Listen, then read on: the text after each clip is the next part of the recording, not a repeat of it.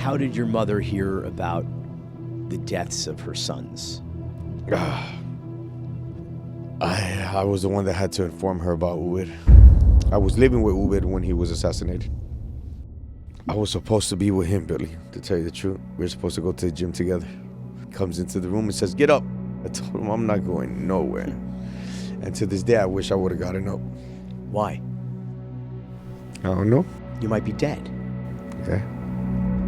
Griselda Blanco, a flamboyant woman nicknamed La Madrina, or Godmother. A Colombian drug baroness. A cocaine queen pin of sorts. I would characterize her as the epitome of the Cocaine Cowboys. Más conocida como la reina de la cocaína. Griselda Blanco has been charged with 3 murders. Griselda Blanco. Griselda Blanco.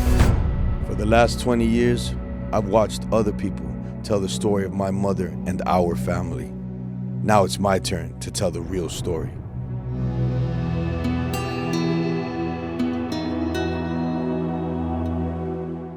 Talk about something that I've been promising we would talk about this whole series. The Cocaine Cowboys documentaries. Yes.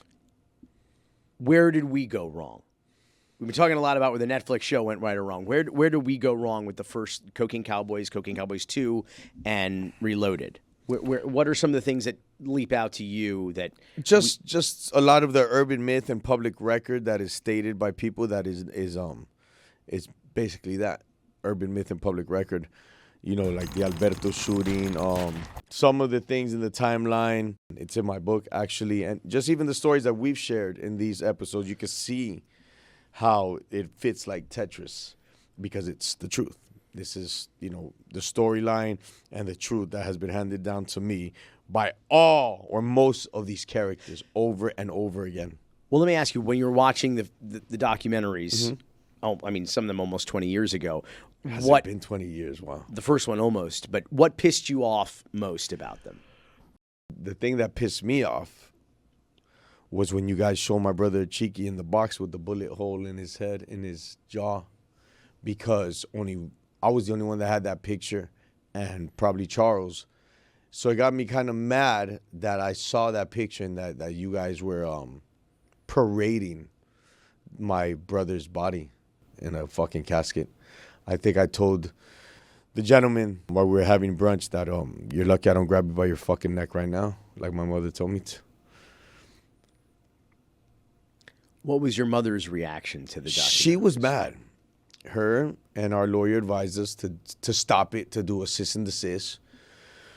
At that point in time, my mother was already giving me the power of attorney to negotiate her life rights.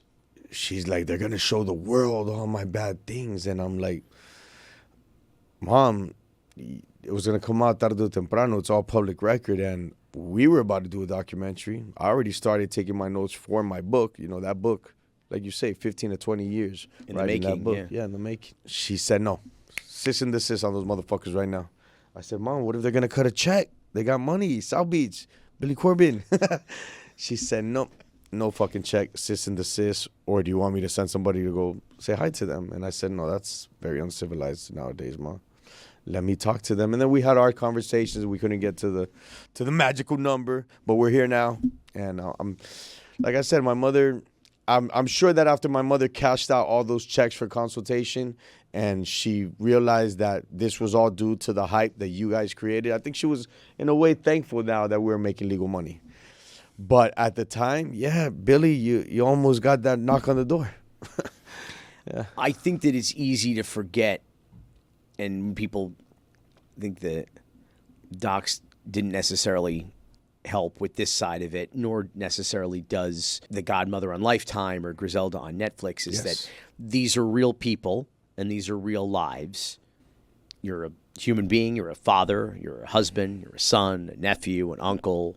People start thinking of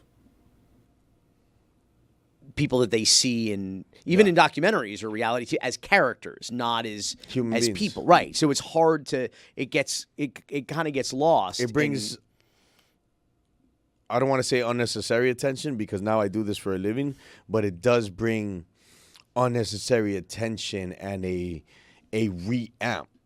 You know, if you're a person that was raised in this life and you know, you're seeing people winning other people that are winning, that they were part of the enemy factor in your life or your parents' life, and then they're winning and they're making money, and they're let's be true, glorifying the moment, the era, and these characters. It not only rubs the bad guys the wrong way, but it also rubs the authorities the wrong way, and it also rubs all potential haters and new haters the wrong way sometimes. You get it? It's a double-edged sword, but for example, that and other soap operas like El Patrón del Mal and all that, it brought so much attention to my mother's legacy that when my mother gets killed in 2012, a lot of people try to blame it on that soap opera. They said, okay, that soap opera and those documentaries brought so much light to Griselda that everybody knew she was back. And the powers that be at the time didn't want to see that. You guys hit, you guys were everywhere when you guys came out. So I guess later on, one of my nephews saw it, and I had to kind of elaborate stuff that I was waiting for him to be a little older. So at some point, your nephew saw one the of doc, my nephews. and that wasn't a plan. I mean, like you just, and he's just like, Uncle Michael, what? Yeah. The hell? Or Not what the hell, but okay, it's time to have this conversation. You guys kind of robbed me of that moment, but at least you guys presented the moment that had to be moment. What was that conversation like? How old was he? And it was a young boy, but he was old enough to understand stuff, to a certain degree. There's a moment towards the very end of the Netflix series that I think, if not entirely accurate, is at least kind of representative of the humanization of your mother that you were happy that they engaged in the series, but also what this life does to a family. And it's a generational curse. That's what it becomes. It is Griselda, the character of Griselda, in prison. Uber, Osvaldo, and Dixon are there, and they kind of surprise her with young Michael Corleone. Again, I'm using the names because these are the characters, and they're not. I try to make that distinction between. They were all your mom incarcerated, right? At that when Dixon comes out, he's the only one that was able to visit my mother with me. Right. No, nobody else. There is this moment where you kind of see like, okay, this is going to take its toll, or this has taken its toll. Right away, you see Michael Corleone in the character is basically a baby. I mean, a toddler, a child, and his mother is on the other side of this glass. You have this moment where you're like, this poor kid. I mean, if you're really paying attention and connecting with the characters in the story, you're like, oh, this is a fucking tragedy is what's happening here. Have you remember Max's book? The Man Who Made It Snow. And I guess he ends his book talking about me, that he wonders whatever happened to the young Michael Corleone. That book explains in detail what happened to me and where I'm at right now. We talked about, you said this generational curse. We talked about your mom was somewhat caught in that cycle as well because of la violencia, the culture that she and my grandmother, my grandmother was very violent lady as well. Used to beat her. That's a detail we got. Yeah, that's in the document that we got right. Correct. Yeah, she was very strong with her.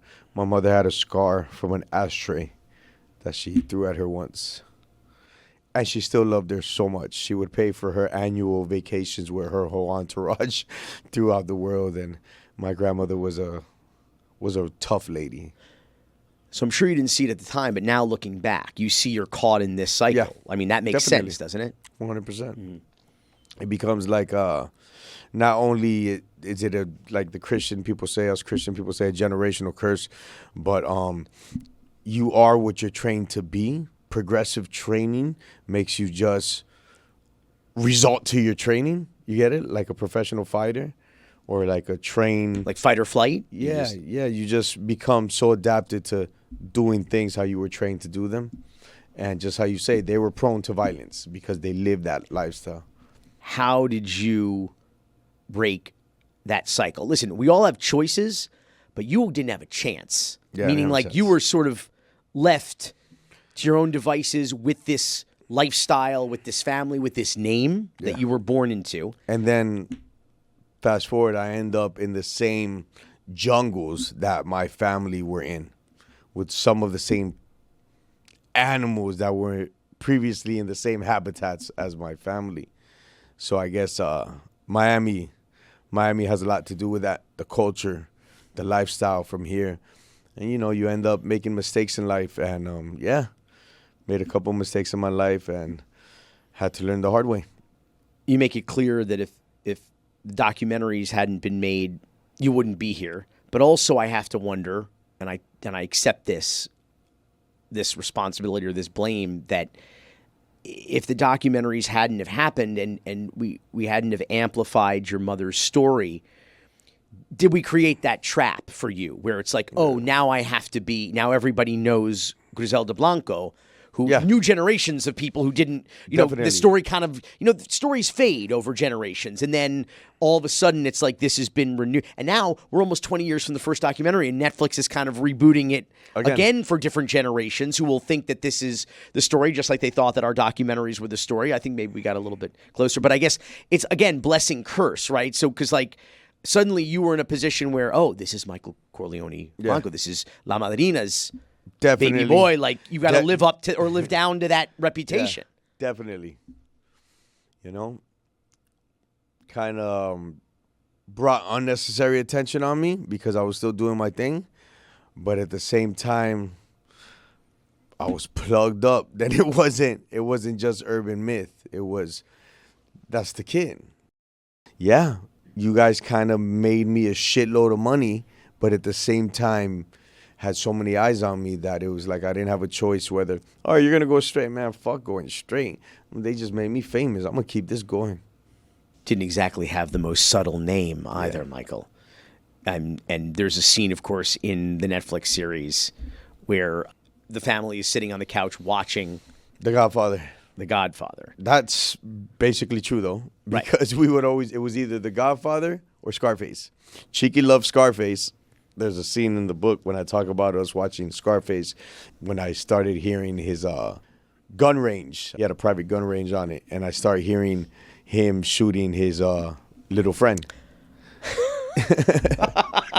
I wonder, but Oliver Stone, who wrote the screenplay to Scarface, of course, was down here in Miami. Yeah. Well, let's use the term researching. He really put his nose into it, I understand. But he was hanging out at the Mutiny. He was all over town. Ruby tells a story about going to see Scarface with a bunch of hitmen in the movie theater in Miami. And also seeing Michelle Pfeiffer going like, I'm going to get a blonde gringa. I'm going to marry a woman just like that. They're blonde right there. Just like her. And went out and, That's what happened to me. Gringa Rubia. Look, got her right there sitting. Found her. Not as bad as Michelle, though. Like, she's a good girl. So this is interesting because this becomes a matter of like art imitating life, imitating art. Because, I mean, your brothers are still, Osvaldo especially, still very young at that point when Scarface comes out. And, he lived it. Well, that's the thing. So it was just like, oh, this story is about my parents or about, my and now I'm going to live this. And I mean, that's fucking bizarre. Kind of like Cowboys, yeah. Art imitates life, life imitates art, like you said. Yeah, it was that scenario. And you got caught up in that in the next next generation. In that next generation, but Cheeky was really living it because he knew that his mother was really Scarface. He knew that he could be the one. And if I got trapped in the movie, imagine that young man. Tons of cocaine, killers, beautiful women, uncontrollable and limitless lifestyle. When did you know and understand who you were named after? I speak about it in the book. One of my legal guardian's sons tells me as we're leaving the federal building in New York City because of this discussion I just had with my mother. And I'm telling her, Gordita, how long till you're coming home? Oh, no, Michael, here in college, we have to do, I have to finish my career.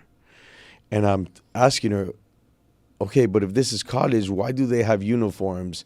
And why are you guys dressed in scrubs? And then she would hit me, because there's a college for like a hospital so you can learn, but it's un hospital and it's a college too. But when I graduate, we'll be happy, we'll be all together. And that's when I look at her and I go, come on, Gordita, it's me. I know this is a federal correctional facility. I know that something happened because I was just stuck in an orphanage with 4,000 kids for 4 months. So be honest with me. Yeah, don't worry about it, puppy. I'll tell you later when you get a little older. I'll be out of college real soon. Don't you worry. And leaving the federal building, I remember the kid tells me, snap out of it, little fucker. Your mother is the godmother of cocaine, and your fucking name is Michael Corleone Blanco. Michael Corleone, like the godfather. Because your mother is the godmother. And yeah, she's killed a shitload of people, but you guys are rich. And now you're our family. We're going to take care of you until she is sentenced. But don't think you're going to see her anytime soon. How did your mother hear about the deaths of her sons? I was the one that had to inform her about Uwid. Yeah. And I know you took that hard yourself. Oh, super. Our best friend. So did you call her? Did you visit her? What did you do? I had to tell her over the phone. It was real hard for her. She had dreamt with him, and it affected her a lot, and I was already trying to hide it for more than a week. I was already hiding out and, stuck in Medellin trying to survive. Warring at fucking war. You were? Yeah. With my brother Dixon. I was living with Uwid when he was assassinated. Where were you when Medellin. But where were you with respect to where he was at the time? I was supposed to be with him, Billy, to tell you the truth. We were supposed to go to the gym together. I had gotten fucked up the night before partying with a whole bunch of women and a whole bunch of friends. And I didn't make it to school. Comes into the room and says, get up, little fucker. We're going to the gym. And I told him, I'm not going nowhere. And to this day, I wish I would have gotten up. Why? I don't know. You might be dead. Yeah.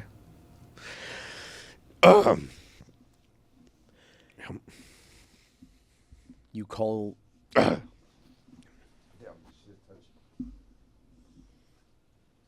not getting out. I got this.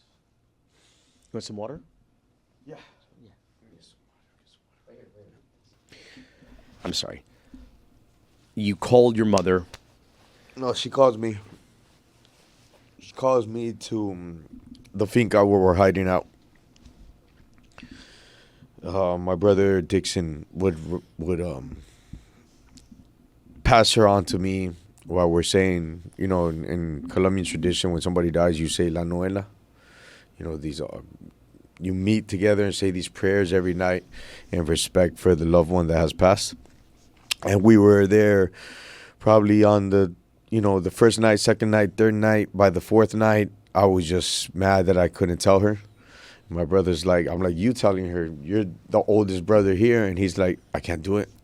You got to tell her. And I was like, I was there when Chiqui died. I was there when I had to tell her about Chiqui with Charles.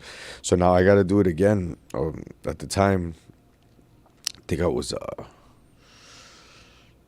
22. And she just straight out told me, Michael, I'm not asking your brother. And I'm not asking Mario. I'm asking you. What happened to Uwid? Because he's been coming to me in dreams.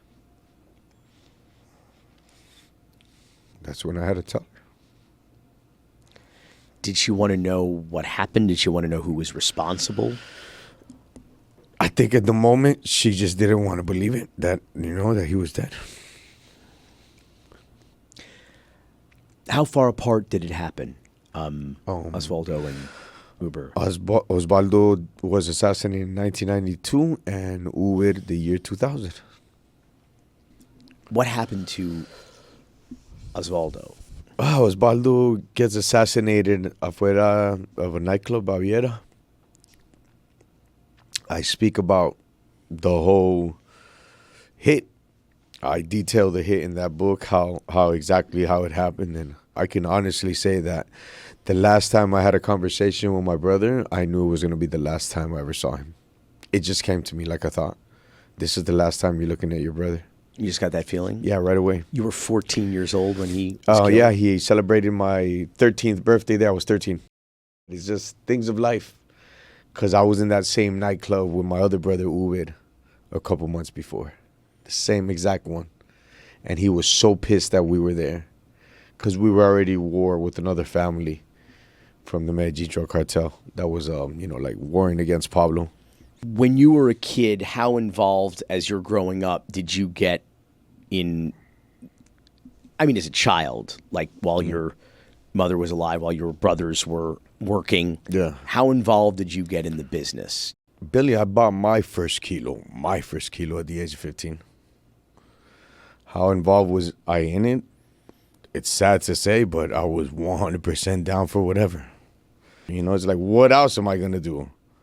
What else do I know how to do? And as a younger boy, they kept me out of it. They kept me as their consigliere, the dual boy, do this, jump on a plane with $100,000 here, $100,000 there, speak to the lawyers, corrupt the cops, make sure mom's messages get to us from your mouth and nobody else's fucking mouth, Michael.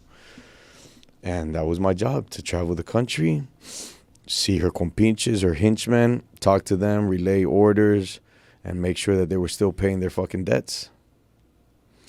It's crazy because a 6-year-old boy, 7-year-old boy would end up in these places with all the cobradores and killers, and there was always like this evil malice thing, like, we got Griselda's boy right there. Wait till that fucker grows up.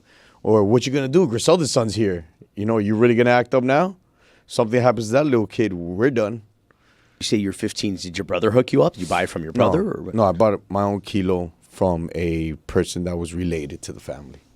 I want to ask about your family and how you break that cycle that that your mother got caught in, that you got caught in for a minute, that certainly your brothers got caught in, but you escaped it. Yeah. And I imagine in no small part for or because of your family. Because of my children. So how did you do that? Well, my mother gets killed. I'm on a $500,000 bond. She gets killed, and I just got broken. And it was like, I look at those kids, and I was living a pretty good lifestyle. I had money. I'm not gonna tell you filthy rich, but back then, I was blowing money because that was the thing here in Miami. Blow the money and act like this new generation. And I get fucked up. I end up at home, and they hit me with the phone call. And it just shocks me so much that you crave revenge right away. It's like, okay, all right, like the movie. Just when I thought I was out, they bring me back in. And all I could think about is,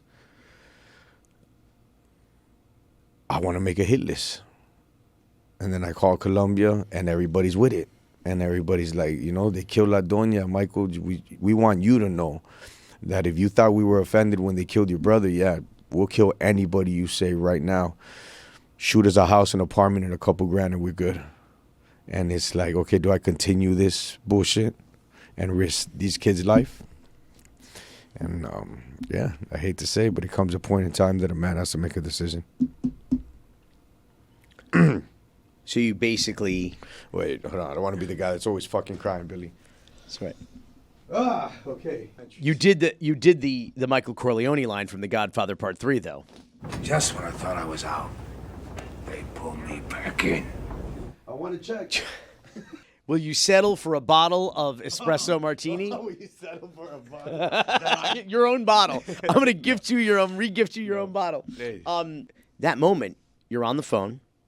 You are Michael Corleone in The Godfather Part 3. Just when I thought I was out, they pulled me back in, and I want to kill everybody. Right, and you're on the phone, and you're going to give the order. It's the thumbs up or the thumbs down, right? The emperor, and you're either going to continue that cycle right there, or you're going to break it clean. Is that? Yeah, for the first month, there was no breaking clean. For the first month, it's all research and development. Who, why, where'd it come from? Who's innocent, who's not. Man, fuck if they're innocent, get them too. I want to know who did what. But then it's like, all right, it's time to make the decision. And you're like, damn. Why? What the fuck is going to bring? It's just like the paper chase, not all the money. And I was getting money, not not multi-millions, but I was making money. And it gets to the point that it's like, not all the money in the world is going to make me happy again because I lost it all. And not all the killing in the world is going to bring them back. And then Papa Danny, Minister Danny Everhart, my stepfather, calls me and he tells me, hey, yeah, I know what you're thinking, but you're not going to do that because you're a man of God. May he rest in peace. And he tells me, your mother died by the sword that she lived by. And you have to understand that this is no longer your battle. And if you do this, Michael, because he knew I was about to, he said, and if you do this, take a good look at your kids because they will inherit that curse.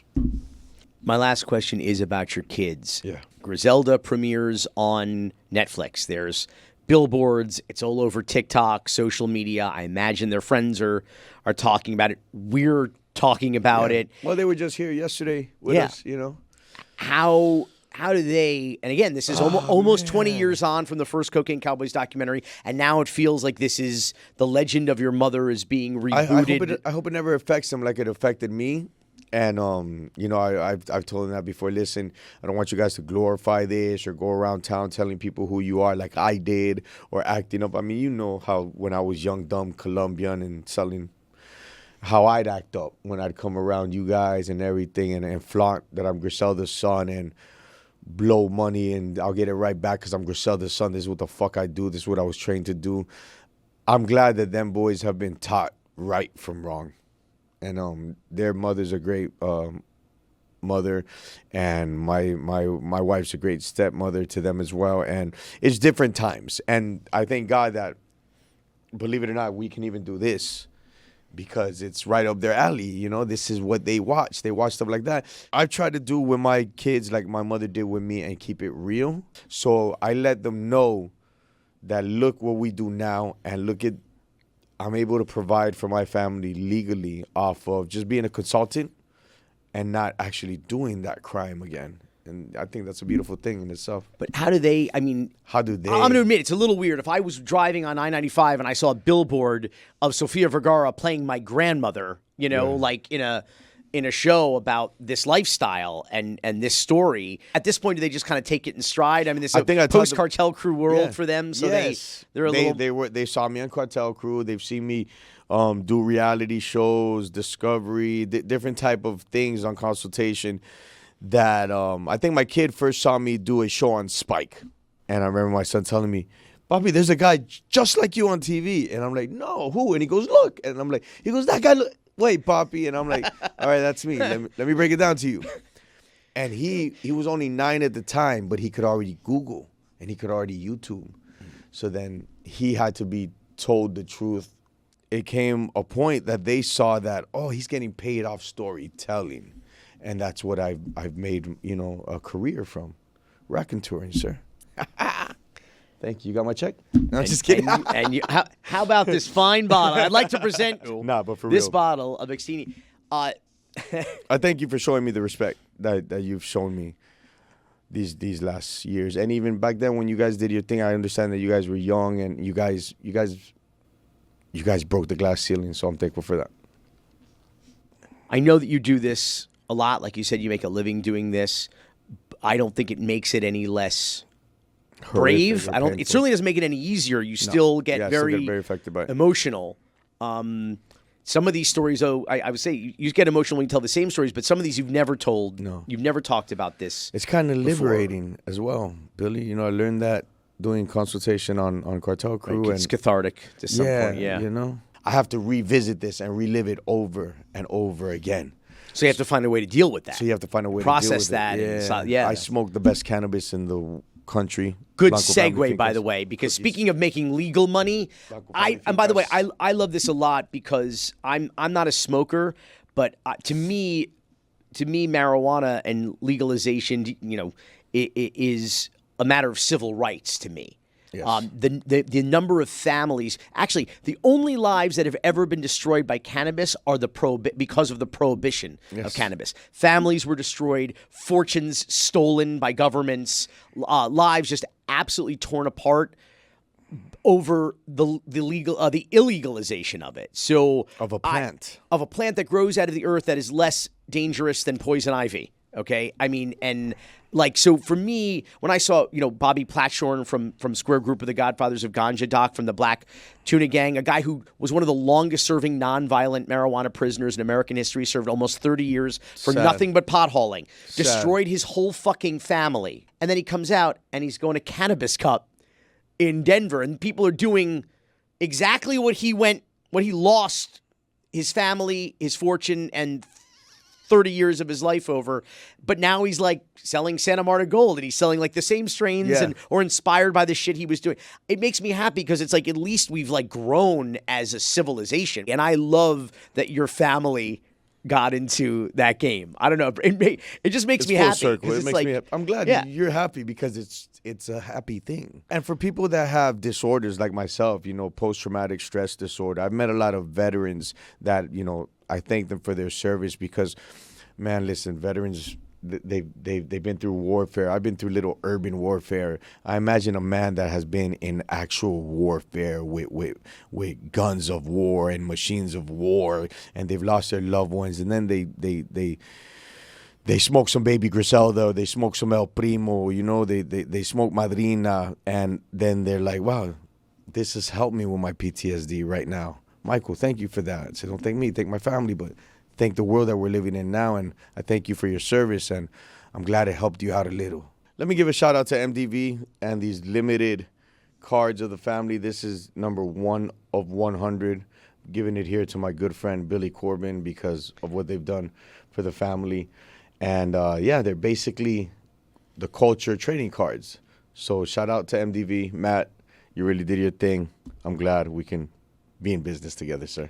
And go to mymotherthegodmother.com, pick up your copy of Michael Corleone Blanco's 45 years in the making autobiography, and it's a beautiful book. And there are pictures in here that, again, I've been immersed in this story for almost 2 decades, and there are photos I have never seen before in my life in here. And 60% of them have never been seen before. And thank you for sharing them. For You're the opportunity. not going to want to miss the Real Griselda epilogue with Michael Corleone Blanco and Junior Blanco. Thank you for doing this. Thank you for taking the time to do this. And thank you for having me.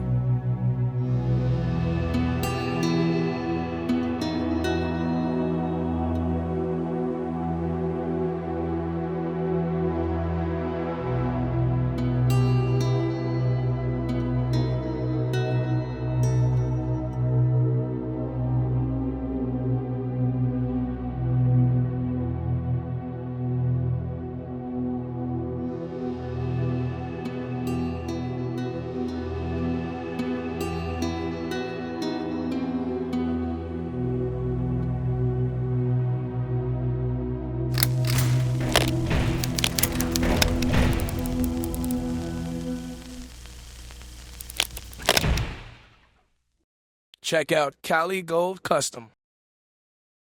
Ace Deuce will bust you loose.